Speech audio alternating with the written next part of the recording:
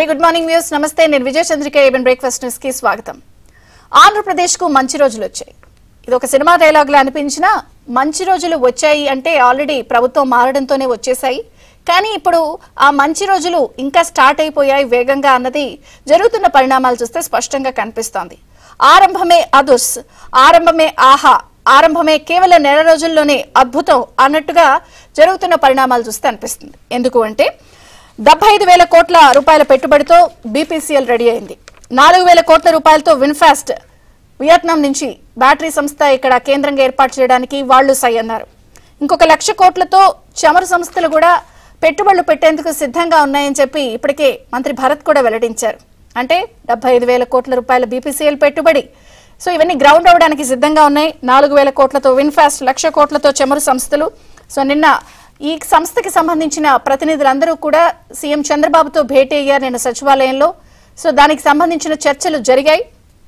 So వాళ్ళు కూడా కొన్ని అడిగారు. అయితే 90 రోజుల్లో సమగ్ర ప్రణాళికతో రావాలని చెప్పి కంపెనీకి చెప్పారు. ఇప్పటికే బీపీసీఎల్ రిఫైనరీ సీఎండీ కృష్ణమోహన్ గారు కూడా ఈ అంశాలకి సంబంధించి చంద్రబాబు గారితో మాట్లాడడం జరిగింది.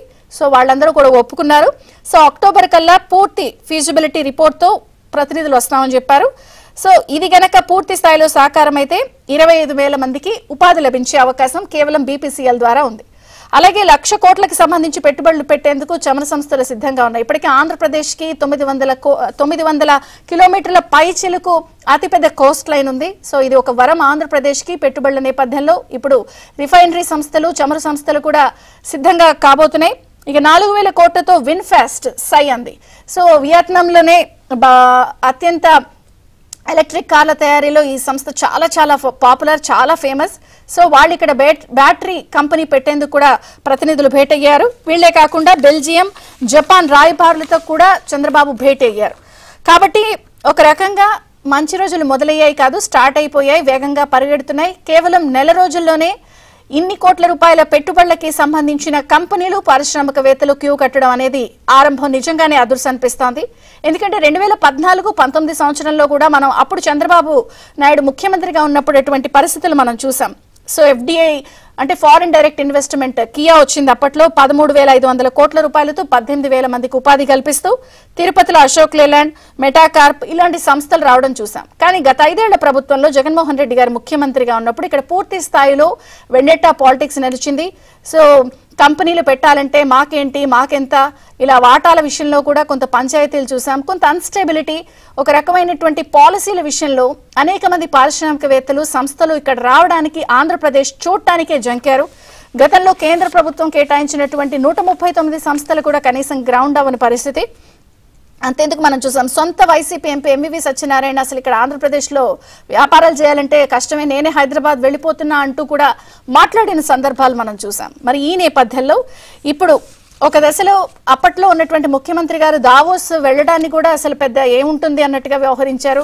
అక్కడ ఎవరన్నా సరే పారిశ్రామికవేత్తలు ఏదన్నా మాట్లాడినా చేసిన వెల్ ఇట్స్ లెందీ క్వశ్చన్ అని చెప్పి ఆయన మాట్లాడటం కూడా అప్పట్లో ఆయనకి ఆంధ్రప్రదేశ్ డెవలప్మెంట్ మీద ఎటువంటి చిత్తశుద్ధి లేదు అన్నటువంటి ఆయన ఇచ్చిన స్టేట్మెంట్ తో కూడా చాలా మంది మాట్లాడుకున్న సందర్భం మనం చూసాం. కానీ ఇప్పుడు నెల రోజుల్లో ఎన్ని సంస్థలు క్యూ కట్టడం అంటే ఏపీకి ఒక రకంగా పెట్టుబడుల గమ్యస్థానంగా మారే అవకాశం వైపు అడుగులు పడుతున్నాయా? పారిశ్రామికవేత్తలు ఇక్కడ ప్రభుత్వం తీసుకుంటున్నటువంటి పాలసీల విషయంలో కాస్త ఆశగా చూస్తున్నారా? మళ్లీ పూర్వ వైభవం ఏపీకి వస్తుందా? దెబ్బతిన్న బ్రాండ్ ఇమేజ్ ని చంద్రబాబు ఎలా గాడిలో పెడతారన్న ఆసక్తి సర్వత్రా నెలకొన్న నేపథ్యంలో ఒక్కసారే నెల రోజుల్లో ఇన్ని కంపెనీలు రావడంపై ఎలా చూడాలి?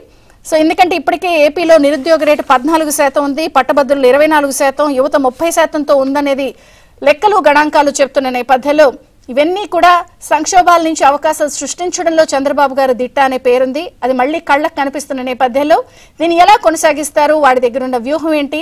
ప్రభుత్వం, కూటమి ప్రభుత్వం ఎట్లా వెళ్లే అవకాశం ఉంది? ఇవన్నీ ఎప్పుడు గ్రౌండ్ అవుతాయి? ఎట్లా ఏపీ బ్రాండ్ ఇమేజ్ నేపథ్యంలో సో ఆంధ్రప్రదేశ్ ఇమేజ్ బిల్డ్ కాబోతోందా? మరి ప్రభుత్వం ఎటువంటి చొరవ, ఎటువంటి నిర్ణయాలతో ముందుకు వెళ్తుంది? ఇవన్నీ ఎప్పట్లోగా గ్రౌండ్ అవుతాయి. సో ఒక రకంగా గత 5 ఏళ్ల పరిపాలన మనం చూసిన నేపథ్యంలో ఇప్పుడు దీన్ని ఎలా ముందుకు కొనసాగిస్తారన్నది అనేక ప్రశ్నలు ఉన్న నేపథ్యంలో నెల రోజుల్లోనే అద్భుతాలు అన్నట్టు ఆరంభం అదర్స్ ఈ పెట్టుబడులు కనిపిస్తున్నాయి. సో ముందుగా మనం ప్యానెల్లో సభ్యులతో మాట్లాడే ముందు ఏపీ ప్రణాళిక సంఘం మాజీ వైస్ ప్రెసిడెంట్ కుటుంబరావు గారితో మాట్లాడదాం. ఎందుకంటే వారు కూడా ఈ పెట్టుబడులకి సంబంధించిన ప్రతినిధులతో ఈ బీపీసీఎల్ మీటింగ్స్ లో వారు కూడా నిన్న ఉన్న నేపథ్యంలో వారితో కూడా కొంత మనం మాట్లాడే ప్రయత్నం చేసి తర్వాత డిబేట్ స్టార్ట్ చేద్దాం. కుటుంబరావు గారు నమస్తే అండి, బ్రేక్ఫాస్ట్ న్యూస్ కి స్వాగతం. యా, సో 75,000 కోట్లు, 4,000 విన్ఫెస్ట్, 1,00,000 కోట్లు చమర సంస్థలు, సో అన్ని కూడా ఒక శుభసూచికగా కనిపిస్తున్నాయి. ఒకటి, మీరు 2014-19 సంవత్సరంలో ఉన్నప్పుడు ఆ రోజు డాష్ బోర్డ్ ప్రత్యేకంగా పెట్టి సింగిల్ విండో క్లియరెన్స్లు అవి ఇచ్చారు, చాలా వేగంగా గ్రౌండ్ అవడానికి పాసిబుల్ అయ్యాయి. సో ఇప్పుడు ఈ కంపెనీలకు కానీ లేకపోతే వస్తున్న కంపెనీలకు కానీ మీరు ఎలాంటి స్ట్రాటజీతో వెళ్దాం అనుకుంటున్నారు?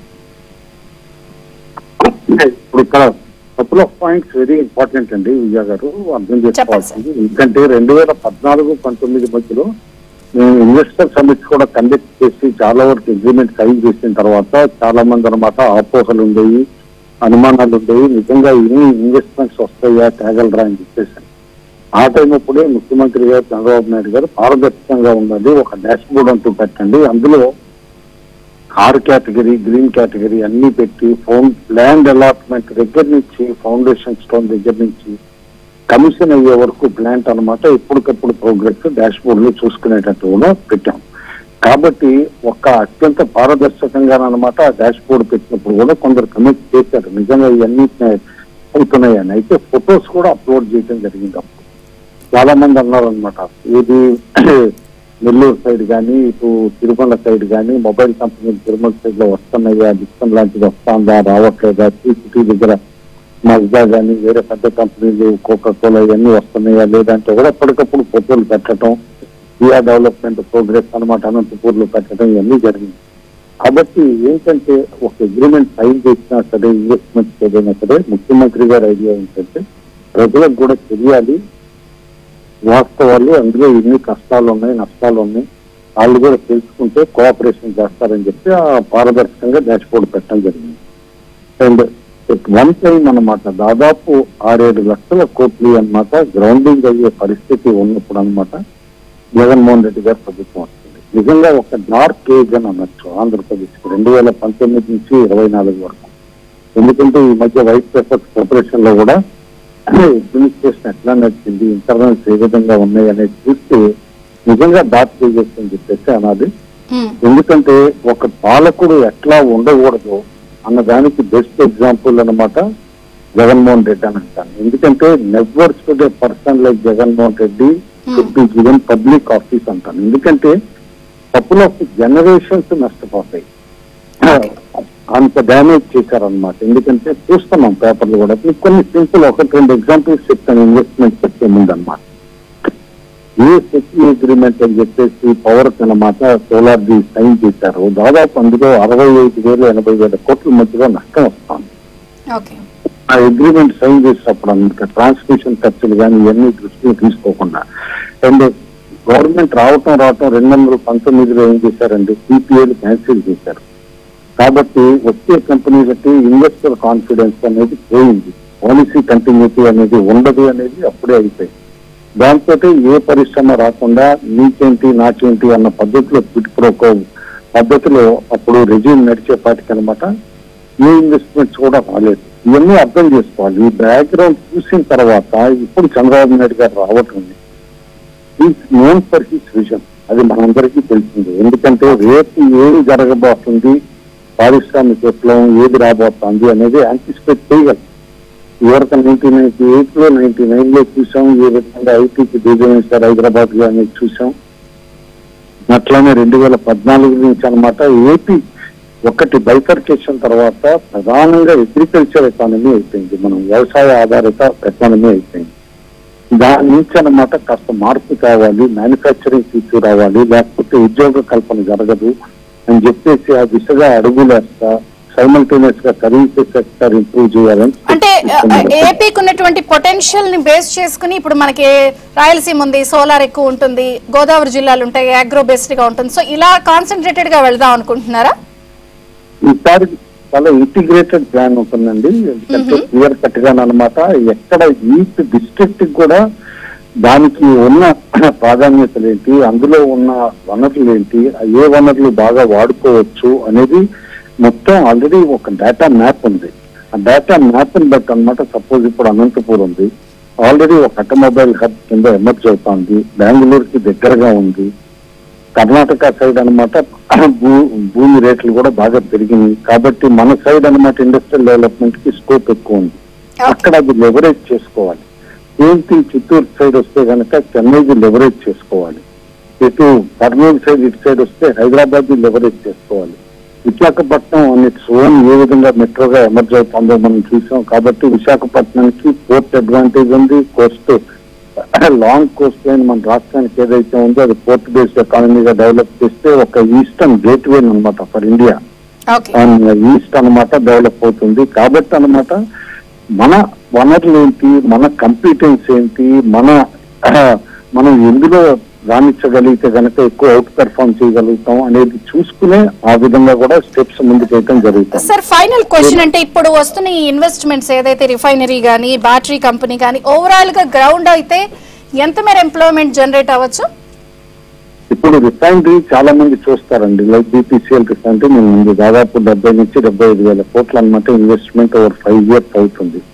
బై 2030 లిటరలీ అనమాట వాళ్ళు ఈ రిఫైనరీ 12 million tons దగ్గర నుంచి స్టార్ట్ చేసి స్లోగా దాన్ని 16-17 million tons తీసుకెళ్ళడానికి మినిమం 20,000 పైచీలకు అనమాట ఎంప్లాయ్మెంట్ వస్తుంది. 20,000 పైగా అనమాట అప్పుడు 25,000 వరకు. కానీ దానికంటే ఎక్కువ డౌన్ స్ట్రీమ్, ఎందుకంటే దానిపైన ఆధారపడే పరిశ్రమలు ఏవైతే రిఫైనరీ కంపెనీ యాన్సిలరీస్ అనుబంధ సంస్థలతోటి అనదర్ 60,000 to 70,000 ఎంప్లాయ్మెంట్ వచ్చే పరిస్థితి ఉంటుంది.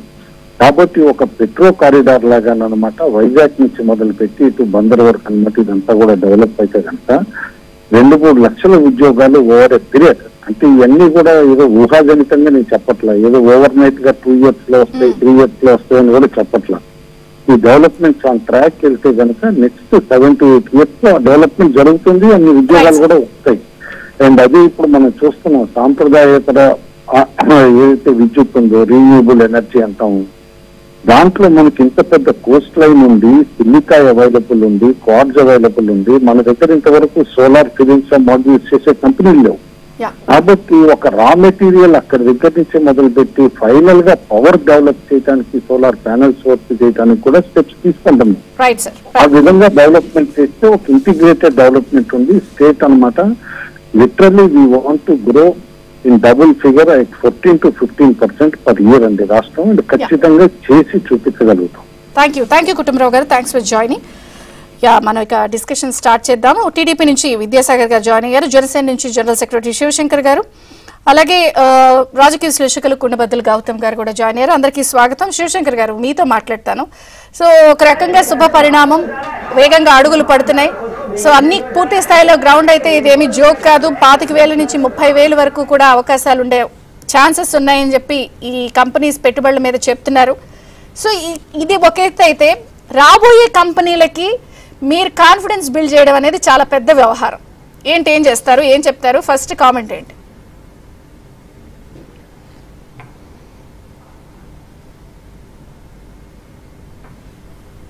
శివశంకర్ గారు. గుడ్ మార్నింగ్ అమ్మా. చర్చలో పాల్గొన్న వాళ్ళకి ఏబిఎన్ ప్రేక్షకులందరికీ వెరీ గుడ్ మార్నింగ్. యాక్చువల్గా మీరు ఇనిషియల్ రిమార్క్స్లో మంచి రోజులు వచ్చాయి అని యాప్ట్ టైటిల్ ఇచ్చారు. ఎందుకంటే ప్రభుత్వం ఏర్పడిన 4 రోజుల్లోనే వాతావరణం పూర్తిగా స్వరూపమే మారింది. ఆంధ్రప్రదేశ్ ఏం కోరుకుంటుంది ఈ ప్రభుత్వం నుంచి ప్రజలు, అలాగే కూటమి ప్రభుత్వం ఏ రకంగా అడుగులేస్తుంది, ఇవన్నీ కూడా పెట్టుబడిదారులు కానీ దేశ విదేశాలు అందరూ కూడా గమనిస్తున్నారు.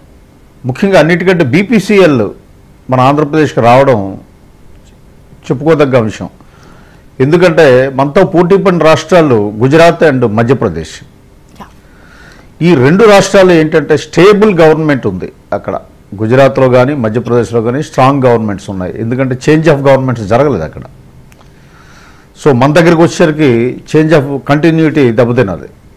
అయినప్పటికీ కూడా కూటమి ప్రభుత్వం మీద నమ్మకంతో మనకున్నటువంటి వనరులు ఎలాగో అది నేచురల్ రిసోర్సెస్ కోస్ట్ లైన్ కానీ ఇవన్నీ కూడా చాలా కంట్రిబ్యూట్ చేస్తాయి. సో వాళ్ళు 3 months విత్ డీటెయిల్ రిపోర్ట్తో వస్తామని చెప్పడం, సుమారు 1,00,000 కోట్ల వరకు పెట్టుబడులు రావడానికి ఆశాజనకంగా ఉండడం, ఇది మంచి శుభవార్త ఆంధ్రప్రదేశ్ ప్రజలకి. అలాగే విన్ఫాస్ట్ ఏదైతే వియత్నాం కంపెనీ బ్యాటరీ కంపెనీ ఏదైతే ఉందో, it is a future of the cars కానీ ఇవన్నీ కూడా ఎలక్ట్రిసిటీ మోడ్లో రాబోతున్నాయి. అంటే ఓవరాల్గా this is an indication.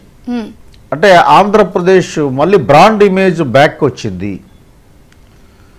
So గతంలో ధ్వంసం అయినటువంటి 5 సంవత్సరాల్లో ధ్వంసం అయినటువంటి ఆంధ్రప్రదేశ్ బ్రాండ్ ఇమేజ్ని మళ్ళీ బ్యాక్ తీసుకొచ్చింది కూటమి ప్రభుత్వం చంద్రబాబు నాయుడు గారి నాయకత్వాన. ఇది చాలా శుభపరిణామం. అలాగే ఈ ఇండస్ట్రీస్తో పాటు అసలు ఏవైతే గతంలో అనుకున్నవన్నీ కూడా హాల్ట్ అయిపోయాయో, లాంచ్ కాలేదో, అవన్నిటినీ కూడా తీసుకొచ్చే దిశగా ఈ ప్రభుత్వం అడుగులు వేస్తుంది. ఇండస్ట్రియల్ డెవలప్మెంట్లో, ఎకనామిక్ డెవలప్మెంట్లో ఖచ్చితంగా ఆంధ్రప్రదేశ్ ప్రథమ స్థానం వరకు తీసుకెళ్తుందని అనడంలో ఎంతమాత్రం డౌట్ లేదు నాకైతే. ఇది ఒక శుభవార్త. ఇక్కడ విద్యార్థులకు కానీ, అలాగే ఒక ఇండస్ట్రీ వచ్చిందంటే అక్కడ ఉన్నటువంటి ఎకనామిక్ యాక్టివిటీ స్వభావమే మారిపోతుందమ్మా. యాన్సిలరీ యూనిట్స్ కానీ, ఇన్వెస్టర్స్ కానీ, అంటే స్మాల్ యూనిట్స్ కానీ, ఇవన్నీ కూడా అనుబంధ పరిశ్రమలు విపరీతంగా వచ్చి ఆ ప్రదేశం తాలూకా స్వరూపం మారుతుంది. అది నీడ్ ఆఫ్ ది అవర్ ఆంధ్రప్రదేశ్కి. ఎందుకంటే చాలా నలిగిపోయారు 5 సంవత్సరాలు. కాబట్టి మంచి శుభవార్త, ఉపశమనమైనటువంటి వార్తని ఈ ప్రభుత్వం ఆంధ్ర రాష్ట్ర ప్రజలకు అందజేసిందని నెల రోజుల్లోనే తెలియజేస్తుంది. Span of 1 month. నెల రోజులు. రైట్. టీడీపీ నుంచి విద్యాసాగర్ గారు ఉన్నారు. నమస్తే అండి, బ్రేక్ఫాస్ట్ న్యూస్ కి స్వాగతం. నెల రోజుల్లోనే మామూలు విషయం కాదు. Good step, good initiative. So ఇన్ని వేల కోట్లతో బీపీసీఎల్, విన్ఫాస్ట్, చమురు సంస్థలతో పాటు మనం చూసాం. వచ్చిన రోజే ఢిల్లీ పర్యటన వెళ్తాం, అక్కడ 13 మంది మంత్రులతో భేటీ అవ్వడం, పెట్టుబడుల విషయాలు, ఎఫ్డీఐలు అందరితో మాట్లాడడం, నీతి ఆయోగ్ చైర్మన్తో మాట్లాడటం, ఆ మధ్య బెంగళూరు ఎయిర్పోర్ట్లో కూడా పారిశ్రామికవేత్తలతో భేటీ అవ్వడం. ఒక ఎన్వైర్న్మెంట్ మీ ప్రభుత్వం క్రియేట్ చేస్తోంది. మేము ఓపెన్, చాలా ఫ్రెండ్లీగా ఉన్నామని చేస్తాం. ఇవి చేయడం, స్టేబుల్ గవర్నమెంట్ ఉంది అని చెప్పడం ఒక అంశం. కంపెనీల కాన్ఫిడెన్స్ బిల్డ్ చేసుకోవడం ఇక్కడ ఇంకొక అంశం. ఏం చెప్తారు? గుడ్ మార్నింగ్ చంద్రిక గారు, అట్లాగే ప్యానలిస్ట్ అందరికీ కూడా, కుటుంబరావు గారు కూడా నమస్కారం. ఇది ఎన్డీఏ ప్రభుత్వం యొక్క పాజిటివ్ థింకింగ్ కు నిదర్శనం. ఇది అంటే ప్రజల చేత ఎన్నుకోబడిన ప్రభుత్వాలు రాష్ట్రంలోకి అధికారంలోకి వచ్చినా లేదా దేశంలోకి అధికారంలోకి వస్తే ఏం చేయాలా, దేశానికి కానీ రాష్ట్రానికి కానీ అవసరాలు ఏమున్నాయి, దేశ ప్రజల అవసరాలు ఏ రకంగా తీర్చాలా, అట్లాగే ప్రజల్ని పేదరికం నుంచి ఎట్లా బయటపడేయాలా, నిరుద్యోగ సమస్య నుంచి ఎట్లా బయటపడేయాలా, ప్రపంచంలో ఉన్నటువంటి దేశాలతోటి ఈ దేశం ఎట్లా పోటీ పడాలా, అట్లాగే ఈ భారతదేశంలో ఉన్నటువంటి మిగతా రాష్ట్రాల్లో ఆంధ్రప్రదేశ్ ఏ రకంగా పోటీ పడాలా, దానికంటే డౌన్ వస్తే జిల్లాలు. సో ఈ పోటీ తత్వం ఉన్నప్పుడే ఖచ్చితంగా మన దేశం కానీ, రాష్ట్రం కానీ, జిల్లాలు కానీ, ప్రాంతాలు కానీ అభివృద్ధికి అవకాశం ఉంటుంది. ఇది ఒక పొలిటీషియన్ కి ఉండాల్సినటువంటి లక్షణం. ఆ పొలిటీషియన్ ప్రభుత్వం కనుక ప్రభుత్వాన్ని ఫామ్ చేస్తే ప్రభుత్వానికి ఉండాల్సినటువంటి లక్షణం. ప్రభుత్వం ఇందుకోసమే పని చేయాలి తప్ప వెండట్టా పాలిటిక్స్ కోసం అయితే పని చేయకూడదు. ఆ రకంగా పని చేస్తే రిజల్ట్ జగన్మోహన్ రెడ్డికి వచ్చిన రిజల్టే ఏ పొలిటికల్ పార్టీకైనా వస్తాయి. సో ఇప్పుడు మా విషయానికి వస్తే, ఇప్పుడు మీరు చూసింది చాలా కొద్దిగానే, మీరు అంతే 100%. మీరు బడ్జెట్ తర్వాత మీరు చూద్దరు కానీ, బడ్జెట్ తర్వాత మీరు ఒక 6 నెలల లోపు దాదాపు 2 లక్షల కోట్ల రూపాయలు వివిధ రంగాల్లో ఉన్నటువంటి ఇండస్ట్రీలు ఇక్కడ గ్రౌండింగ్ కాబోతున్నాయి. ప్రభుత్వం ద్వారా చర్చలు జరగబోతున్నారు. నెక్స్ట్ ముఖ్యమంత్రి గారికి లేదా ఎన్డీఏ ప్రభుత్వానికి ఉన్నటువంటి ప్రథమ లక్ష్యం ఏంటంటే పెట్టుబడిదారులని రాష్ట్రానికి తీసుకొని వచ్చి పెట్టుబడి పెట్టించి తద్వారా ఇండస్ట్రీలు గ్రోత్ చేయించి, ఇండస్ట్రీల ద్వారా గ్రోత్ అయితే వచ్చే ఎంప్లాయ్మెంట్ ఏదైతే ఉందో ఈ రాష్ట్ర నిరుద్యోగ సమస్యను తీర్చడానికి ఉపయోగపడుతుంది. Fundamental point. ఇక్కడి నుంచి తర్వాత మిగతా అంశాలు చాలా ముడిపడి ఉంటాయి. టాక్సేషన్ ఇది అది ఉంటుంది, దాని తర్వాత రెవెన్యూ వస్తుంది, అవన్నీ వస్తాయి. వాటన్నిటి ద్వారా వచ్చే ఆదాయాన్ని ప్రభుత్వం ద్వారా ప్రజలకు చేరేయటం, సంక్షేమ పథకాల దగ్గర నుంచి అభివృద్ధి దిశగా అడుగులు వేయటం, ఇది మా కాన్సెప్ట్. అంతే. మాకు ఈ వెండెట్ట పాలిటిక్స్ మీద వాటి మీద వీటి మీద మాకు ఇంట్రెస్ట్ లేదు, మాకు అవసరము లేదు. ప్రజలు సఫిషియంట్ మోర్ దెన్ మాకు కావలసినటువంటి సభ్యులను ఇచ్చారు, చరిత్రలో ఎప్పుడు లేని విధంగా. ఈ రాష్ట్రానికి ఎన్డీఏ ప్రభుత్వం ఏమి చేయగలుగుతుంది, రాష్ట్ర ప్రజలకు ఏం మేలు చేయగలుగుతుంది, ఒక తనదైన శైలిలో ఏ రకంగా ముద్రేసుకోగలుగుతుంది, చరిత్రలో ఎప్పుడు ఎన్నడూ కనీ విని అనే రీతిలో రాబోయే 5 సంవత్సరాల్లో దాదాపు 10 లక్షల కోట్ల ఇన్వెస్ట్మెంట్ గ్రౌండింగ్ తో పాటు ఆల్రెడీ మాటిచ్చాం 20 లక్షల ఉద్యోగాలు మేము కల్పించబోతున్నాం ప్రైవేటైజేషన్ లో అని. ఇది మా ప్రచారంలో ఒక బాగా అంశం, ఎన్డీఏ ప్రచార భాగంలో. ఆ 20 లక్షల ఉద్యోగాలంటే 20 లక్షల కుటుంబాలకు భరోసా, ఇది కల్పించి తీరతాం, కల్పిస్తాం. అంటే మీరు అన్నారు బడ్జెట్ తర్వాత ఇంకా ఉంటుంది అని, ఏమన్నా పర్టికులర్ కంపెనీస్ నేమ్స్ ఏమన్నా చెప్పగలరా? పలానా వాళ్ళు వస్తున్నారు అని, లేదంటే పలానా వాళ్ళతో చర్చలు జరుగుతున్నాయని మీరు అన్నారు కదా, ఏదన్నా పర్టికులర్ గా కొన్ని నేమ్స్ చెప్పగలరా? పలానా పేర్లను చెప్పలేను కానీ సెక్టార్లు చెప్పగలుగుతాను. ఓకే. మ్యానుఫ్యాక్చరింగ్ ఇండస్ట్రీస్, ముఖ్యంగా ఆటోమొబైల్స్. ఓకే.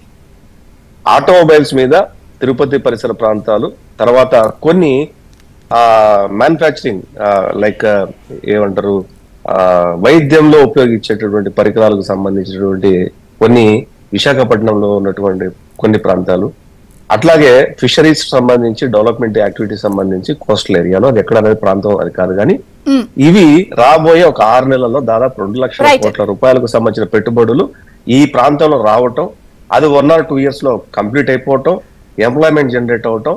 అసలు ప్రభుత్వం అంటే ఇట్లా ఉండాలరా, ఇట్లాగే ప్రభుత్వం నడపాలరా, ఇదే ప్రభుత్వం కొనసాగాలరా అన్నది దేశం మొత్తం మాట్లాడుకునే పరిస్థితికి ఖచ్చితంగా ఎన్డీఏ ప్రభుత్వం తీసుకొస్తుంది. రైట్ అండి. విద్యాసాగర్ గారు, కొండపతిల గౌతమ్ గారు నమస్తే, బ్రేక్ఫాస్ట్ న్యూస్ కి స్వాగతం. సో ఇప్పుడు ముగ్గురు ప్యానలిస్ట్ల వర్షన్స్ విన్నారు. Yearly 15% GSDP growth rate target అని కుటుంబరావు గారు అన్నారు. చాలా ఫ్రెండ్లీగా వెండెట్టా పాలిటిక్స్ చేయము, మా సెక్టార్స్ ఇవి కాన్సన్ట్రేషన్ అని విద్యాసాగర్ గారు అన్నారు. శివశంకర్ గారు కూడా ఇది జస్ట్ శాంపులే, ఇంకా ఎట్లాంటి అట్మాస్ఫియర్ క్రియేట్ చేసి తెప్పిస్తాము అనేది, అంటే ఎలా తెస్తాము అన్న పాయింట్ నే మాట్లాడుతున్నారు. గత ప్రభుత్వం చూసాం, జనరల్ గా ఇటువంటి ఇన్వెస్ట్మెంట్స్ ఏమీ కనిపించలేదు, ఎక్కడ చూసినా వెండెట్టా పాలిటిక్స్. ఉన్న కంపెనీస్ 14500 కంపెనీ అటువంటి ఫ్రాంకల్ టెంపుల్టన్ వెళ్ళిపోవడం మనం చూసాం, లులు ఎలా అయింది అనేది చూసాం. సో కొన్ని ఎఫ్డిఐ కంపెనీస్, ఇవన్నీ జనరల్ గా ఎఫ్డిఐ కంపెనీస్ దాన్ని ఏమంటారంటే కాన్ఫిడెన్స్ గెలుచుకోవడం చాలా కష్టం. దావోస్ వెళ్ళి హెల్త్ సెక్టర్ మీద అక్కడ ఉన్న వాళ్ళు మీ ప్లాన్ ఏంటి, మీ ఆలోచన ఏంటంటే, well this is lengthy question అన్నారు ఆ రోజు ముఖ్యమంత్రి గారు. ఎంత లెంత్ అనేది అందరు చూశారు. సో అప్పటికి ఇప్పటికి మీ అబ్జర్వేషన్ ఏంటి? నెల రోజుల్లో ఈ ఇన్వెస్ట్మెంట్స్ రావడానికి ఒప్పుకున్నాయి. యాక్చువల్ గా ఏంటంటేనండి, చంద్రబాబు గారు అధికారంలో ఉంటే ఇలాంటి ఇన్వెస్టర్స్ కానీ ఎక్కువగా మన ఆంధ్రప్రదేశ్ వైపు అడుగు పెట్టడం ఇప్పుడు కాదు, 2014 నుంచి 19 దాకా మనం చూసాం. కానీ 19 నుంచి 24 వరకు జగన్మోహన్ రెడ్డి వచ్చి వాళ్ళని ఎలా ఎల్లగొట్టాడో కూడా మనం చూసాం. చంద్రబాబు నాయుడు గారు మొన్ననే చెప్పారు, ఈ భూతాన్ని పారదోలటానికి అన్ని మేము చర్యలు తీసుకుంటాం, కఠినంగా మేము ఏదైనా ఒక నిర్ణయం తీసుకున్నామంటే స్ట్రాంగ్ గా ఉంటుంది అని. కానీ ఇవి పాలిటిక్స్, ఎప్పుడు ఎలా మారుతాయి అనేది ఎవరు చెప్పలేని అంశం. ఏదైనా సరే ఈ 5 సంవత్సరాల్లో పూర్తి చేసినా కూడా దాన్ని కూడా వెళ్ళగొట్టగలిగినంత సమర్థత కలిగిన వాడు జగన్మోహన్ రెడ్డి. అసలు చేయవలసింది అది, ఆయన తిరిగి రాకుండా ఏం చేస్తారు అనే దాని మీదనే ఎక్కువ కాన్సన్ట్రేషన్ చూపించాలి. మనకి ఇంతకు ముందు తిరుపతి దగ్గరలో మన ఎంపీ గారిదే మంచి బ్యాటరీల సంస్థ ఉండేది, అది తెలంగాణకి ఎలా పారిపోయిందో మనం చూసాం. ఆ తరువాత ఈ కియా గ్రూప్ ను కూడా తీసుకొచ్చిన తర్వాత వాళ్ళని ఎలా బెదిరించారు, మహబూబ్ నగర్ వెళ్ళిపోయినట్టుంది అది గ్రౌండ్. అవునండి, గల్లా జయదేవ్ గారిది అమర్ రాజా బ్యాటరీస్. అది ఇంతవరకు అది ఇక పైన కూడా మన ఆంధ్రప్రదేశ్ రాష్ట్రానికి వచ్చే సూచన ఏం కనిపించటం లేదు. ఏది తెలుగుదేశం ఎంపీగా చేసి మళ్ళీ ఇప్పుడు తెలుగుదేశంలో కూడా కొనసాగుతున్న ఒక పారిశ్రామికవేత్త యొక్క కంపెనీ అది. ఇప్పుడు బీపీసీఎల్ వచ్చింది అన్నా కూడా ఇప్పుడు ఏంటి మనకు జరుగుతుంది, అది వచ్చిన దాని మీద సంతోషం లేదా అనుకునే దానికంటే ఈ వాళ్ళు ఫ్యూజిబిలిటీ రిపోర్ట్ తోటి మళ్ళీ 90 రోజుల్లో వస్తామని చెప్పారు చూడండి, ఆ ఫ్యూజిబిలిటీ రిపోర్ట్ దగ్గరనే ఏం మ్యానిపులేషన్స్ జరుగుతాయా అనేది ఒక చిన్న అనుమానం మాత్రమే. సో బ్యాక్ ఎండ్ లో జరిగేవి కూడా ఇక్కడ ఇంపార్టెంట్ గా చర్చ చేసుకోవాల్సింది అదే. ఎందుకంటే మనం చుట్టూతా దొంగల్ని పెట్టుకుని మధ్యలో చేతిలో డబ్బులు పెట్టుకుని నుంచున్న ఒక సామెత లాగా ఉంటుంది ఇది. ఎప్పుడు ఎవరైనా కొట్టేయచ్చు, ఎలాంటి దాన్నైనా సరే తీసుకొచ్చి మనం ఎదురుగా పెట్టేసి ఇదే రాజకీయం అని చెప్పగలిగినంత సమర్థులు ఉన్నారు ఇక్కడ. మళ్ళీ తిరిగి ఆ భూతాన్ని రానియం. ఉండబద్దులు గారు ఒక మీ ఆంతర్యం నాకు అర్థమైంది. అయితే మీరు భయపడాల్సిన అవసరం లేదు. అలాంటి వాళ్ళని దరిదాపుల్లో కూడా రానిచ్చే అవకాశము లేదు. ప్రభుత్వం వచ్చి 1 నెల అయింది కాబట్టి ఇది నేను అబ్జెక్షన్ చేస్తాను. కొండబద్దల గౌతమ్ గారిని సపోర్ట్ చేస్తాను. ఆంధ్రజ్యోతి పర్టికులర్ గా అలా వచ్చి ఇలా వాలిపోతున్నారు, మంత్రుల పేషీల్లోకి వైసీపీ వీర భక్తులు అని చెప్పి ఇన్ డీటెయిల్ పేషీల్లో జరుగుతున్న అంశాలను చెప్పాం కాబట్టి వారు చెప్తున్న పాయింట్ వ్యాలిడ్. చంద్రిక మీ పాయింట్ నాకు నేను అంగీకరిస్తా. అయితే కొద్ది సమయం ఏమని మాత్రం అడుగుతున్నా, మీడియా ముఖంగా బహిరంగంగా మాట్లాడకుండా కొనసాగిద్దాం. వారి point let him complete. So వారు చెప్పేదానికి వ్యాలిడిటీ ఉందని నేను సపోర్ట్ చేస్తున్నా. చెప్పండి సార్ గౌతమ్ గారు, ప్లీజ్ కంటిన్యూ. ఎంత టైము ఎంత ఇదేని కాదండి, ఉన్న అనుమానం వ్యక్తం చేస్తున్నాం. ఇది మీడియా ముఖంగా చెప్పటం కాదు, అసలు ప్రతి దాన్ని ప్రజలకు తెలిసే విధంగా చెప్పటం కోసమేగా జీవోలన్నింటినీ వెబ్సైట్ లో పెట్టండి, ప్రతి దాన్ని ఒక డాష్ బోర్డ్ ఏర్పాటు చేసి దాంట్లో అన్ని అప్లోడ్ చేయండి అని మనం పెట్టుకుంది ఎందుకండి? జగన్మోహన్ రెడ్డి గారు చేయలేదు. చెయ్యని వాడికి ఎటువంటి ఇది ఉండదండి, వెరపు గాని సిగ్గు గాని ఏముండదు. చేసేవాడికే ఎక్కువగా ఉంటాయి. పళ్ళున్న చెట్టుకే రాళ్ళు దెబ్బలు ఎక్కువగా తగులుతాయి. కాబట్టి ప్రతి విషయంలో ఇప్పుడు అభివృద్ధి జరుగుతుంది అన్నప్పుడు ఎలా జరుగుతుంది, ఏ రకంగా జరుగుతుంది, ఇది ఎలా కొనసాగుతుంది అనే దాని మీద కూడా చర్యలు తీసుకోవాలి అనేది మాలాంటి వాళ్ళ అభిమతం. 14 నుంచి 19 వరకు జరిగిన అభివృద్ధిని మేము ఖచ్చితంగా గుర్తించాం. ప్రజలుగా మేము మీ యొక్క అభివృద్ధిని మేము గుర్తించాం. అదే విధంగా 19 నుంచి 24 వరకు జరిగిన ఈ వెండెట్టా పాలిటిక్స్ ను కూడా మేము దృష్టిలో పెట్టుకుంటాం. తిరిగి మళ్ళీ వస్తే ఏం జరుగుతుంది, అలాంటివి జరగకుండా ఎలాంటి చర్యలు ఉంటాయి అనే దాని మీద మా అనుమానం వ్యక్తం చేయటమే తప్ప ఇబ్బంది ఉంది కాబట్టి దీన్ని పరిగణలోకి తీసుకుంటూ ముందుకు వెళ్ళాలి. సో ఇప్పుడు వస్తున్న అంశాల విషయంలో కాకుండా ఇంకొక అంశం నేను చెప్పదలుచుకుంది ఏమిటంటే, ఇక్కడ ఆంధ్రప్రదేశ్ రాష్ట్రంలోనూ ఎన్డీఏ ప్రభుత్వం పైన ఉంది, ఎన్డీఏ ప్రభుత్వం. కానీ రెండింటి మధ్య చాలా తేడా ఉంది. అక్కడ బీజేపీ అధికారాన్ని వాళ్ళ రూపంలో వాళ్ళకున్న అభిమతంలో చలాయిస్తూ కేంద్రంలో ఉన్నారు. ఇక్కడ తెలుగుదేశం పార్టీ చేతుల్లో అధికారం ఉంది. ఈ రెండు ఈ పార్టీల మధ్య ఉన్న సమన్వయం ఎంతకాలం ఉంటుంది, అది అలాగనే ఉంటుందా? 2014 నుంచి 19 దాకా కూడా ఇదే ఎన్డీఏ ప్రభుత్వం పైన ఉండి మన కింద ఆంధ్రప్రదేశ్ రాష్ట్రంలో కూడా వాళ్ళు కూడా 2 మంత్రులుగా ఉన్నారుగా. అప్పుడు కూడా ఎన్డీఏ ప్రభుత్వం పరిణామాలు వేర్లేండి, దాన్ని మనం మరీ కీడించొద్దులే. కొంచెం స్టార్ట్ చేశారు కదా, ఇప్పుడే ఎలా మారారు అనేది కూడా తెలుసుకోవాల్సిన అవసరం ఉంది కదా. Valid point. ఒక బ్రేక్ తీసుకుందాం. బ్రేక్ తర్వాత మళ్ళీ అందరితో అనుభవం ఉంది వారికి. సో బొల్లేని సీనియర్ గారు నమస్తే అండి, బ్రేక్ఫాస్ట్ న్యూస్ కి స్వాగతం. నమస్తే అమ్మా. సో ఆంధ్రప్రదేశ్ రాష్ట్రంలో నెల రోజుల వ్యవధిలోనే కొంత పెట్టుబడులకి మొత్తం పారిశ్రామికవేత్తలు క్యూ కడుతున్నారు, రెడీ అయ్యారు. కొన్ని బీపీసీఎల్ రెడీ అయింది 75,000 కోట్లతో, విన్ఫెస్ట్ 4,000 కోట్లు, చమురు సంస్థలు రెడీ అయ్యి. సరే, నేను అనేది ఏమిటంటే గత ప్రభుత్వ హయాంలో ఒక వెండెట్టా పాలిటిక్స్ చూసాం. సో పారిశ్రామికవేత్తలు జంకేర్ ఏపీ వైపు చూడాలంటే, కానీ ఇప్పుడు నెల రోజుల వ్యవధిలోనే కంపెనీలు స్టార్ట్ అయ్యాయి. మీరు ఒక పారిశ్రామికవేత్తగా జనరల్ గా ఎప్పుడు పారిశ్రామికవేత్తలు గవర్నమెంట్ నుంచి కొన్ని ఎక్స్పెక్ట్ చేస్తూ ఉంటారు, మాకు ఇలా ఉంటే బాగుంటుంది, అలా చేస్తే బాగుంటుందని. సో మీరు ఇప్పుడు ఈ ప్రభుత్వ పాలసీలు ఎలా ఉంటే బాగుంటుంది అని అనుకుంటున్నారు పారిశ్రామికవేత్తగా? అందరికీ నమస్కారం అమ్మా, ఎవరైతే ఇందులో పార్టిసిపేట్ చేశారో. ఇప్పుడు ఏంటమ్మా, ప్రతి ఒక్కరు కూడా బిజినెస్ చేస్తారు. ఎవరైనా పెట్టుబడి పెట్టేటప్పుడు కనీసం వాళ్ళు ఒక 10% ప్రాఫిట్ ఎక్స్పెక్ట్ చేస్తారు. ఆ బిజినెస్ లో మనం ఏంటంటే ప్రతిదీ ఎవరైతే వ్యాపారం చేస్తారో వాళ్ళందరూ ఏంటంటే ఆఫీసర్స్ దగ్గర వాళ్ళకి పాజిటివ్ యాటిట్యూడ్ ఉండాలి. వాళ్ళ దగ్గర పాజిటివ్ యాటిట్యూడ్ ఉండాలంటే గవర్నమెంట్ అనేది ప్రాపర్ గా చేస్తున్నారు. ఇప్పుడు ఈ రోజుల్లో ఏదో ఒకటి కాంట్రాక్ట్ పిలిచేస్తారు.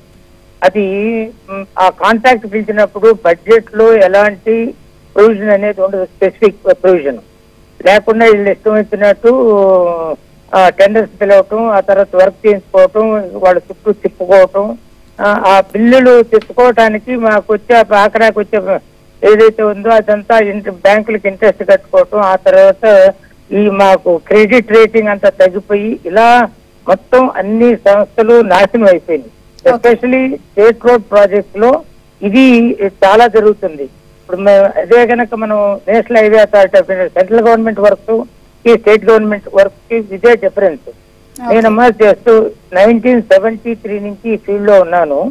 73 నుంచి ఈవెన్ ఒక 30 years వరకు కూడా there was a budget provision. అంటే ఎప్పుడైనా బడ్జెట్ సమావేశాల ముందు ప్రతి డిపార్ట్మెంట్ ని వాళ్ళు ఏం చేయదలుచుకున్నారు, వాటి కాస్ట్ ఏంటి, ఏది ఇంపార్టెంట్, ప్రతి కాన్స్టిట్యున్సీ వైజ్ లేదంటే చీఫ్ ఇంజనీర్ వైజ్ వాళ్ళు తెప్పించుకొని అది బడ్జెట్ లో ఇప్పుడు సపోజ్ రోడ్స్ కి ఇదిగో ఇన్ని వేల కోట్లు ఇస్తున్నాము, దీని ఈ బడ్జెట్ మీరు ఫలాని ప్రయారిటీస్ ఏ రోడ్డు కావాలనేది చీఫ్ ఇంజనీర్ డిసైడ్ చేసి దేర్ వాజ్ ఆ బడ్జెట్ ప్రొవిజన్ ఉండేది.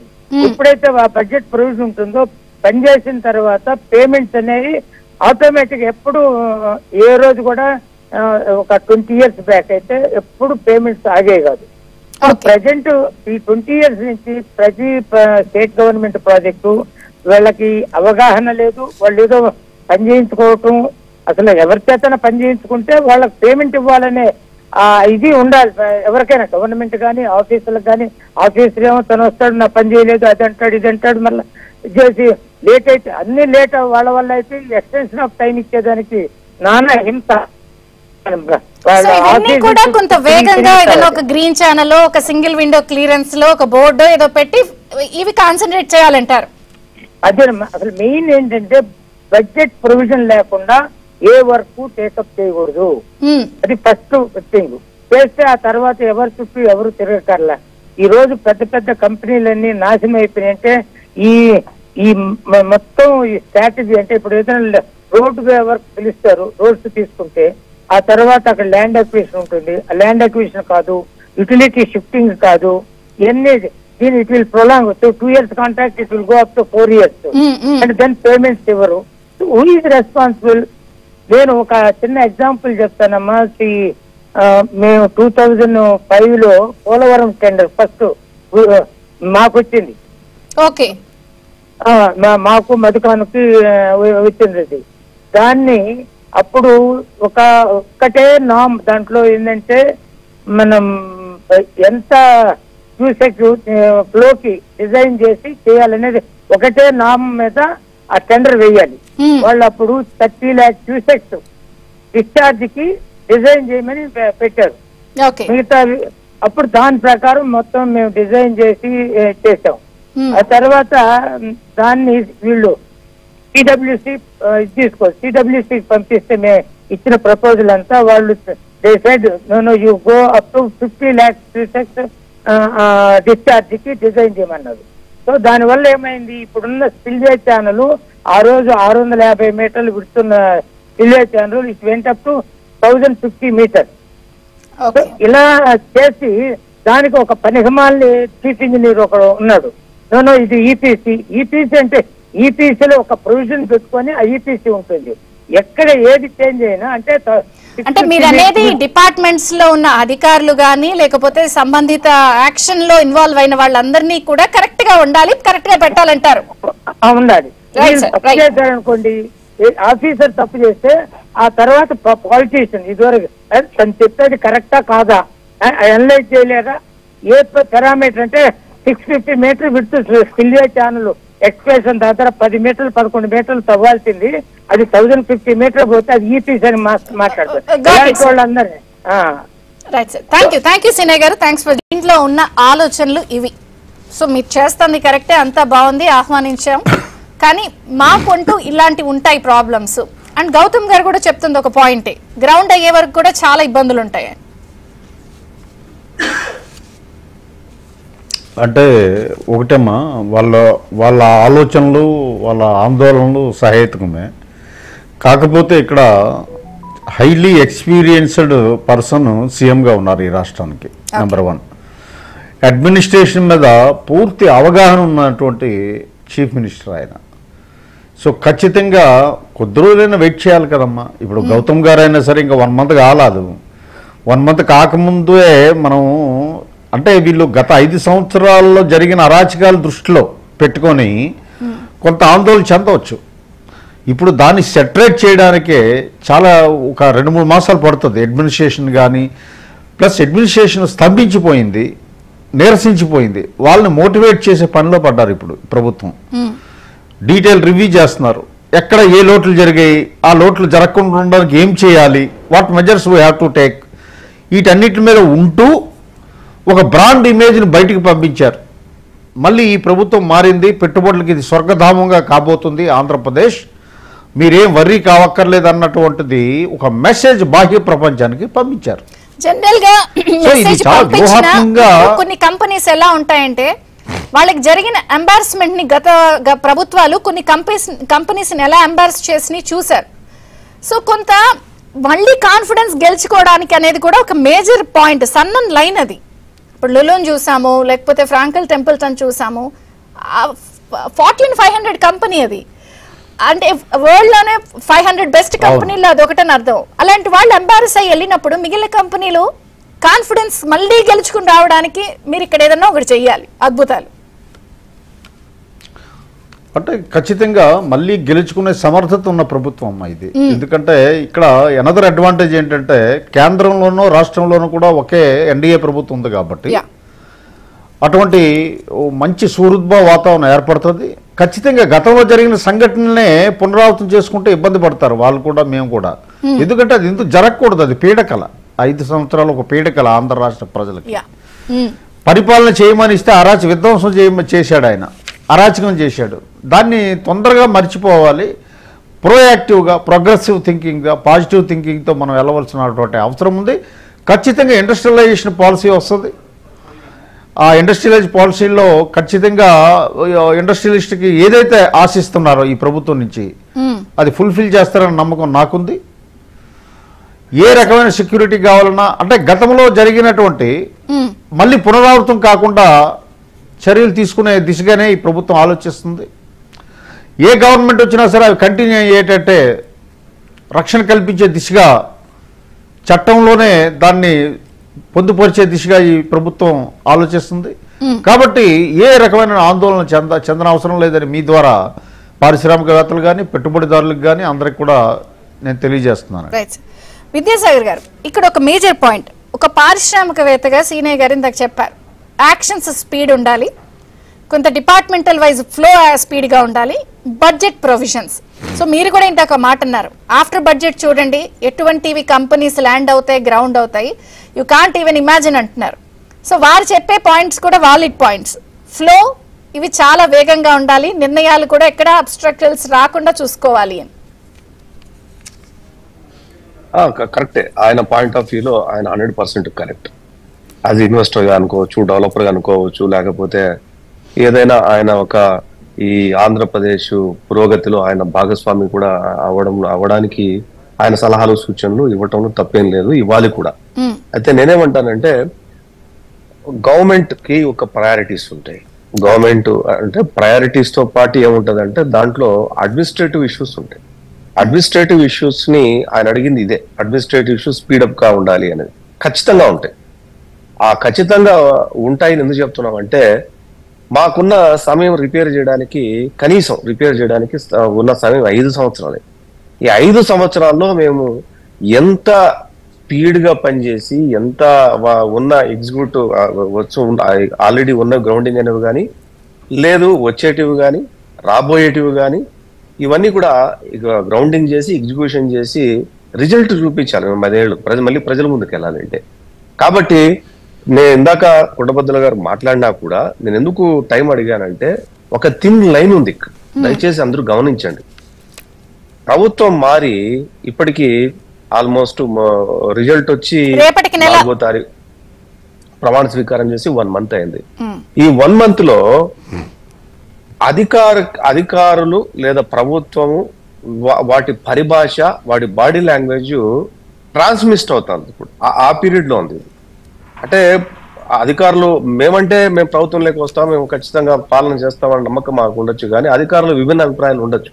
అభిప్రాయాలు మార్చుకునే వాళ్ళు, మారాలని వాళ్ళు మార్చుకొని దీనికి అలవాటు పడడానికి సమయం. కొంతమంది వారన్న భయాన్ని కూడా నేను అర్థం చేసుకోగలను, బహిరంగంగా వ్యక్తపరచలేను. అలాంటి వాళ్ళు నేను మీ కానీ చంద్రిక గారు లేకపోతే కొండబద్దలు గారు ఖచ్చితంగా హామీ ఇస్తున్నాను, అలాంటి వాళ్ళు ఉండరు. ఏదైనా మాయ మాటలు చెప్పి వాళ్ళు వీళ్ళు ఏదన్నా ఇన్ఫ్లుయెన్స్ చేసి కొంతమంది దూరాలని చెప్పి ట్రై చేస్తే చేయొచ్చు, కానీ గత ప్రభుత్వంలో అంటగాగిన వాళ్ళు కానీ గత ప్రభుత్వంలో రాష్ట్ర ప్రజలకు మేలు చేసే విధంగా కాకుండా గత ప్రభుత్వం చేసినట్టు వెండటా పాలిటిక్స్ లో పార్ట్ ఆఫ్ ది పార్సల్ అయినటువంటి అధికారులు ఎవరిని కూడా ఈ ప్రభుత్వంలో ప్రోగ్రెసివ్ గవర్నమెంట్ లో లేదు ప్రోగ్రెసివ్ గా ముందుకెళ్లాల్సిన సమయంలో వాళ్ళు సహాయ సహకారాలు తీసుకుండే అవసరం ఈ ప్రభుత్వానికి లేదు. అంతకంటే చాలా బ్రహ్మాండమైనటువంటి అధికారులు, తెలివైన అధికారులు, 24 గంటలు పనిచేసే అధికారులు చాలా మంది ఉన్నారు. అలాంటి వారికి అవకాశం ఉంటుంది. ఇవన్నీ కూడా సెట్ అవడానికి అట్లీస్ట్ 30 days, ఇంకొక 1 month పడుతుంది. అన్ని సెట్ అవుతాయి.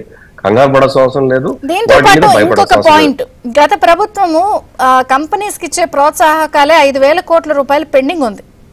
సో ఇప్పుడున్న ఆర్థిక పరిస్థితి, స్టేట్ కి సంబంధించి అవి క్లియరెన్స్ చెయ్యాలి, కొత్త వాళ్ళకి మళ్ళీ ప్రోత్సాహకాలు ఇవ్వాలి. ఇది కూడా పెద్ద ఛాలెంజ్ కదా, 5,000 కోట్ల రూపాయలు ప్రోత్సాహకాలు పెండింగ్. అంటే చంద్రిక గారు బడ్జెట్ లో ఆయన ఇందాక మీరు తీసుకున్నటువంటి ప్యానల్లో తీసుకున్నటువంటి వారికి తెలుసు, వాళ్ళు అర్థం చేసుకుంటారు. నాకు తెలిసినంత శివశంకర్ గారికి కూడా ఇది తెలుసు. నేనేమంటానంటే ఇండస్ట్రియల్ పర్పస్ లో అలొకేషన్స్ ఉంటాయి, అది బడ్జెట్ లో పెడతారు. దాన్ని అలొకేషన్స్ అనేటివి రావాల్సినటువంటి ఇవ్వాల్సినటువంటి అమౌంట్ ని ఏదైతే ఉందో వాళ్ళు డైవర్ట్ చేశారు గత ప్రభుత్వం. అవి భూమి ఉంటుంది, ఇండస్ట్రియలిస్ట్ కి వాటర్ ఉంటది, తర్వాత విద్యుత్ సబ్సిడీస్ ఉంటాయి, టాక్సేషన్ లో మనకు కొంత సమయం వాళ్లకు టాక్సేషన్ తగ్గించే పరిస్థితి ఉంటది. లైక్ కియా మోటార్స్ మనకు 10 సంవత్సరాలు ఇచ్చాం, కారు బయటకు వచ్చిన రోడ్ నుంచి 10 సంవత్సరాల వరకు రోడ్ ట్యాక్స్ వేఅప్ చేసాం. అంటే ఇలాంటి ఇన్సెంటివ్స్ చాలా ఉంటాయి. ఒక్కొక్క కంపెనీకి ఒక్కొక్క సెక్టర్ లో ఒక్కొక్క రకంగా ఉంటాయి. వాటన్నిటినీ కూడా ఇప్పుడు ఇవ్వాల్సిన అవసరం ఉంది. గత ప్రభుత్వం ఎగరగొట్టేసింది. వాటిని ఎగరగొట్టం కాకుండా తిరిగి వాళ్ళ మీదే విష ప్రచారం చేసి ఆ కొన్ని కంపెనీలు ఈ రాష్ట్రం వదిలిపెట్టిపోయే పరిస్థితి తీసుకొచ్చేస్తారు, డబ్బులు ఇవ్వలేని పరిస్థితుల్లో.